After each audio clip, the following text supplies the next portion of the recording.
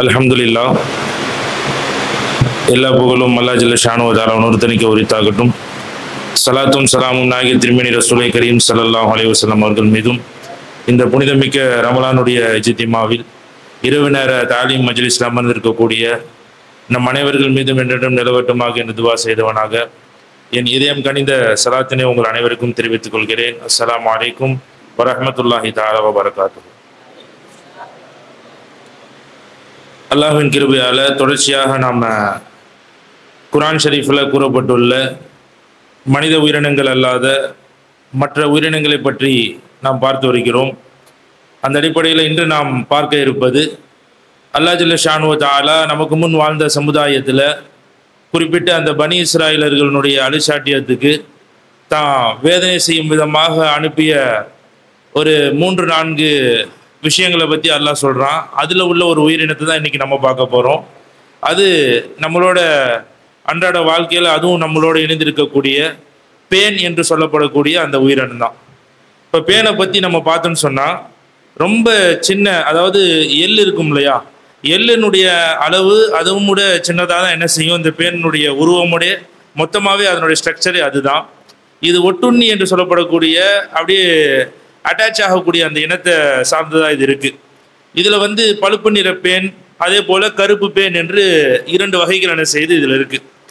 இது உயிர் வாழ்கிறதற்கு ஒரு மனிதனுடைய இரத்தத்திலிருந்து ஒரு சிறிய துளியை மட்டுமே அது எடுத்துக்கொண்டால் அதனுடைய ஆயுள் காலத்திற்கு மொத்தமாகவே போதுமானதாகவே இருக்குது. அறிவியல் ஆய்வின்படி பெரும்பாலும் தலையினுடைய பிற்பகுதி பெடரியில் அது மட்டும் இல்லாமல் காதினுடைய ஓரங்களில் இந்த பேனானது இருக்கும் என்பதாக தகவல் நமக்கு வந்திருக்கு.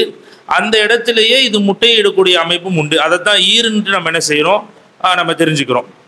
அதை தாண்டி ஒரு மனிதர்கள் 2 பேருக்கு நடுவில் தலைக்கு தலை பக்கத்தில் வச்சு படுக்கிறதாலோ அல்லது நெருங்கி அவங்க இருக்கும்போதோ இந்த மாதிரி நேரத்தில் தான் ஒரு பேன் இன்னொரு மனிதனுடைய தலைக்கு போகக்கூடிய அமைப்பு இதுக்கு இருக்கே தவிர்த்து மற்றபடி பறந்தோ இல்லை போகக்கூடிய அமைப்பு இந்த பேனுடைய இனத்துக்கு கிடையாது. அது மட்டும் இல்லாமல் சீப்போ அல்லது தலையில் பயன்படுத்தக்கூடிய ஏதாச்சும் ஒரு கருவியின் மூலமாக கூட என்ன செய்யும், இது இன்னொரு தலைக்கு போகிறதுக்கு வாய்ப்பு இருக்கே தவிர்த்து பறந்து போகக்கூடிய வாய்ப்பு இல்லை என்பதாக அறிவியல் ஆய்வு நமக்கு என்ன செய்யுது, சொல்லித்தருது. ஒரு பேன் ஒரு மண்டையில் தொற்றிய பிறகு உடனே அதனுடைய அறிகுறி எதுவுமே யாருக்கும் தெரியாது. கொஞ்சம் கொஞ்சமாக அது அந்த நபரை கடிக்க ஆரம்பித்த பிறகுதான் அதிலிருந்து ஏற்படக்கூடிய லேசான அந்த அரிப்பு எனக்குடைய ஒரு உணர்வு தான் இதிலிருந்து நமக்கு வெளிப்படும்ன்றதா அறிவியல் ஆய்வு சொல்லுது. எல்லாமே நம்ம இயற்கையாக நம்ம பார்த்த செய்தியாக தான் இருக்கும். ஆனால் நம்ம நினச்சிப்போம் பேனுனா உடனே அது ஒரு பூச்சி மாதிரியோ வந்த உடனே சைடு எஃபெக்ட் ஆகலாம், அப்படிலாம் கிடையாது. இன்னும் நல்லா சொல்ல போனால் இதனால மிகப்பெரிய ஒரு நோய் ஏற்பட்டுரும் அப்படிலாம் கிடையாது. அரிப்பு என்பது தான் என்ன செய்ய ஏற்படும்.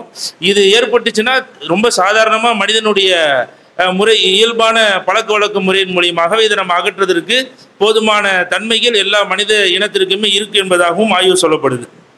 இதை தாண்டி என்னன்னு சொன்னால் இதில் 2 வகையான நம்ம இனத்தை பார்த்தோம். இதில் இன்னொரு 2 வகையாக இருக்குது. எப்படின்னா தலைப்பேன் மற்றும் சீலைப்பேன்னு சொல்கிறாங்க. தலைப்பேன்ன்றது பெரும்பாலும் எல்லாருடைய தலைகளில் அல்லது மிருகங்கள் போன்றவருடைய முடிகளில் காணப்படும்.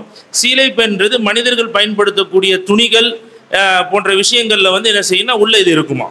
இதனுடைய கால் பகுதியில் இருக்கக்கூடிய ரொம்ப கெட்டியான அந்த ஒரு ஊக்கு போன்ற ஒரு கருவி தான் இது மனித ரோமத்திலேயோ அல்லது உடல்லையோ அல்லது துணியிலையோ இதை ஸ்ட்ராங்காக பிடிச்சிக்கிறதுக்கு இது ஈஸியாக இதனுடைய உடல் கட்டமைப்பு அமைஞ்சிருப்பதாக சொல்லப்படுது.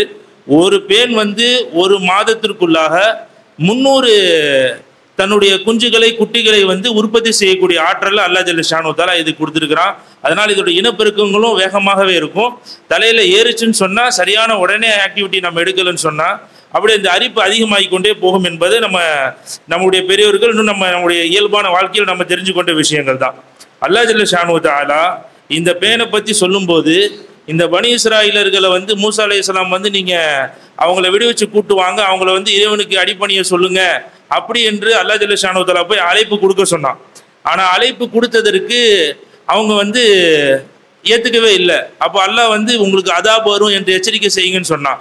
ஆனால் இவங்க போய் செஞ்சாங்க. அதுக்கு அவனை கிண்டல் பண்ணுற விதமாக, ஏன்னா நீங்கள் ரொம்ப நாளாக சொல்லிக்கிட்டே இருக்கீங்களே எந்த விதமான ஆபத்துமே வர மாட்டேங்குது என்று அவங்க கேட்டதற்காக அல்லாஹ் ஜல்ல ஷானு தஆலா அவர்களை நோக்கி அனுப்பிச்சான். அதுதான் அர்சல்னா அலைஹிம்ன்ற அந்த ஆயத்துல வருது. தொடர்ச்சியாக ஒரு 3-4 உயிரினத்தை சொன்னா அதுல இந்த பேனை வைத்தும் அல்லாஹ் அவர்களை சோதித்ததா சொல்றான். எந்த அளவுக்கு அல்லாஹ் சோதிச்சிருக்கான்னு சொன்னா தஃப்சீர்ல இப்படி எழுதுறாங்க, அந்த பேன் அவங்களுடைய உணவுப் பொருட்கள்ல இருந்து எல்லாத்தையுமே அது சாப்பிடக்கூடியதாக மாறிவிடுது. எந்த அளவுக்குன்னா வகானர் ரஜுல் யஹ்ருஜு அஷரத அஜ்ரபா, 10 பை தன்னுடைய தானியங்களையோ அல்லது கோதுமையோ அரிசியோ ஏதாச்சும் ஒரு உணவுப் பொருட்களை 10 பை கொண்டுகிட்டு இலர் ரஹா ஆலைக்கு அவர் போனாருன்னு சொன்னா அவர் திரும்பி வரும்போது பார்த்தா ஃபலம் எருத்த மின்ஹா சலாசா இல்லா சலாசா, வெறும் 3 பையை தான் திருப்பி கொண்டு வராரா. 7 பைகளை என்ன செஞ்சிருமா இந்த பேனினமே சாப்பிட்டு முடிச்சிரும் என்பதாக தஃப்சீர்களில் குறிப்பிடப்படுது. இப்படி அந்த பேனை அவங்க மேலே சாட்டி அவரோட உணவுப் பொருட்களை எல்லாம் அழித்து பஞ்சத்துக்கு கொண்டு போய் அல்லாஹ் விட்டான். மீண்டும் அவர்கள் மூசா நபி கிட்ட வந்தாங்க, இடத்துல எங்களுக்காக வேண்டி கேளுங்க, நாங்கள் பாவ மன்னிப்பு கேட்குறோம், உங்க பின்னாடியே வந்துடுறோம், அல்லாஹ் வணங்குறோம் என்று அவர்கள் வாக்குறுதி கொடுத்த பிறகு மீண்டும் அல்லாஹ்விடத்தில் அவங்க துவா செஞ்சாங்க. அந்த பேனுடைய ஆபத்து நீங்கியது என்பதாக தஃப்சீர்கள் வரலாற்றுகளை நம்ம பார்க்குறோம். இதே போன்று தொடர்ச்சியாக இன்னும் அல்லாஹ் ஜல்ல ஷானு தஆலா இந்த ஆயத்திலே அடுத்து அந்த 3 உயிரினங்களை பற்றி தினமும் இன்ஷா அல்லாஹ் வரிசையாக நாம் பார்ப்போம். வாஹிர் தவானா அல்ஹம்துலில்லாஹி ரப்பில் ஆலமீன். அஸ்ஸலாமு அலைக்கும் வரஹ்மத்துல்லாஹி தஆலா வபரகாத்துஹு.